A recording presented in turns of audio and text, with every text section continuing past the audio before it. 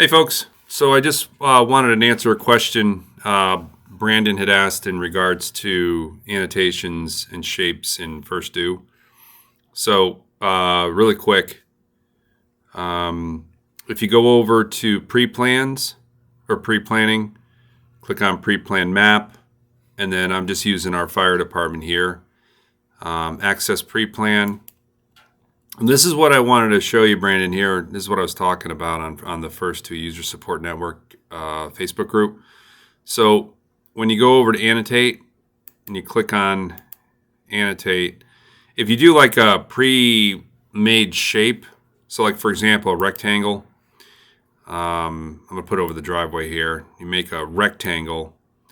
You're not going to be able to move that at all. You can edit the shape. You could fill it. Let's say maroon. Transparency is 0% if you want it completely full, or if you want to have some type of transparency, you could adjust it by adding these numbers. But once you publish it, that square is there. So you can't rotate it, you can't move it. That's why I suggested using, and some other people had suggested using the polygon. With the polygon, you click on it, and now you can you can add one click here, one click there. Keep clicking until you close the box. So this is where you're able to adjust what you want for a shape versus having a standard shape here. Now you can basically put any shape you want anywhere you want it.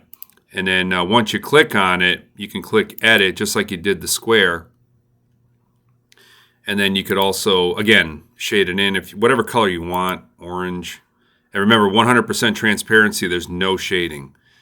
So if I want to add a little color to it, you could do it by 50%, where it's going to add a little bit of shade or whatever you want. The line color itself, you can make it black, you can make it red, whatever you want. Again, transparency, there's 0 transparency, or if you want to lighten it up a little bit, you can click on that. The width of the line, the outline, again, you can make it really thick, like that. And then again, pre-planned levels. So let's say this is the ground level. If you have different levels, like let's say a 4 or 5 story high rise, each level you can add here.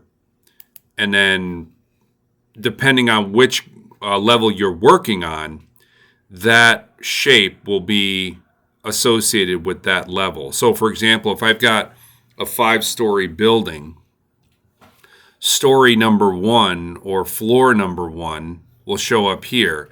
I go to floor number 1, click on it, and then I'm able to add a shape, a pre-planned item, anything I want to do for that level. And then I publish it, and it saves it just to that level, that floor. So then if I have floor number 1, for example, that has the fire alarm control panel, I could add a pre-plan item to floor number 1. Then floor number 2, I can add, has the, just for example, fire sprinkler control valve. I click on add fire sprinkler control valves on floor number 2. So then when we go to view the pre-plans, when we're responding to calls, the pre-plan will come up and show you ground level, first floor, second floor. And if I click on the first floor, it'll show the fire alarm control panel. If I click on the second floor, it'll show the zone valve for the fire sprinkler system.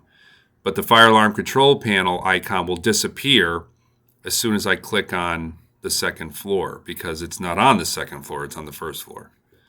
So I hope that helps you guys out. Brandon, I hope that answers your question. Again, we can't like rotate these. I would use the polygon, and that way you can adjust your shapes or whatever you want to use for future pre-plans.